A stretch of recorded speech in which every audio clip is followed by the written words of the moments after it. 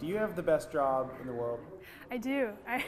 I'm happy to say I do have the best job now that I've been here for several weeks. We're joining Teresa McCullough at the National Museum of American History, and no doubt we're feeling pretty jealous. For the next year, she'll be studying the history of beer in the U.S. Beer is a great topic because it's all about labor and leisure. It's about producers and consumers. It's the way that people have worked to make beer, but it's also how you kick back at the end of the day or when you're watching the Super Bowl. And so to start her year-long voyage, she'll dig through Smithsonian archives full of beer logos, beer kegs, and beer paintings. A dream come true for a historian with a culinary degree. But McCullough says there's a personal reason for her love of beer as well.